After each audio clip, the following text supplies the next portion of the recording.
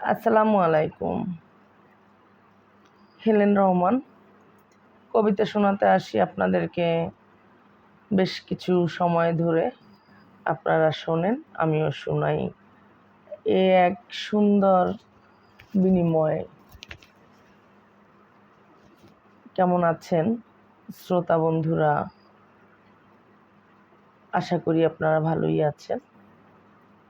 আমিও আল্লাহর ইচ্ছায় এবং আপনাদের দোয়ার বরকতে ভালো আছি। তো চলুন আজকের কবিতা শোনা যাক।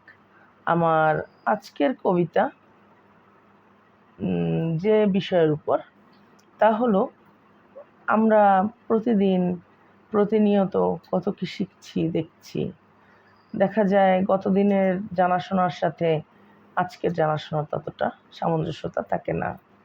তো চলুন আমাদের আমার আজকের কবিতা শোনা যাক। আমার কবিতার শিরোনাম দুয়াখিতে বিস্ময়। আমার কবিতার শিরোনাম দুয়াখিতে বিস্ময়ে। কিছুদিন আগেও একটু কটু কথা শুনলেই মন হয়ে যেত খারাপ। কেউ খারাপ ব্যবহার করলে নিজেকে ভাবতাম অসহায়। বুঝলে কেউ ভুল কোনো কারণে নিজেকে সঙ্গোপনে ভাবতাম ভাগ্যহীনা, দোষী। আপন ভাগ্যকে করে দেয় মেনে নিতাম আপন অযোগ্যতাকে সহজেই। কিছুকাল পরে পথ চলতে গিয়ে সেই আমি হয়েছি এত শক্তপোক্ত মনের দিক থেকে এখন আর মন খারাপ হয় না কারণে কিংবা অকারণে।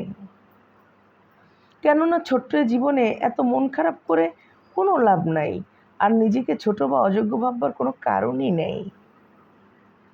কেননা কেউ কারো মন ভালো রাখার দায় দায়িত্ব নেয় না আজীবন।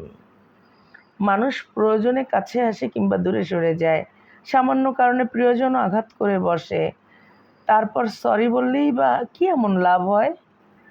মানুষের আচরণ বড় বিচিত্র। আপন চাহিদায় কাছে এসে পাশে বসে বন্ধু সাজে, আবার প্রয়োজন শেষে পরিচয় মনে না রাখে। যার আমায় প্রয়োজন নাই তাকে পরিহার করে যে হাত বাড়িয়ে অপেক্ষায়, তারে কাছে ডেকে কাটাতে হয় সুন্দর সময়। অকারণ না পাওয়ায় দুঃখ পুষে কি এমন লাভ? বেঁচে থাকতে হলে জানতে হয় কিভাবে খুব প্রিয় কিছুকে কেমন করে এড়িয়ে চলতে হয়। বেশি দুর্বলতা কখনো সুখকর নয়।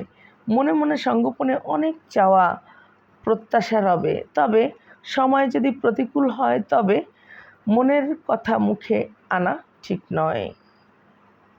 বুঝে শুনে কাটাতে জীবন শিখে গেছি আঘাত পেতে পেতে।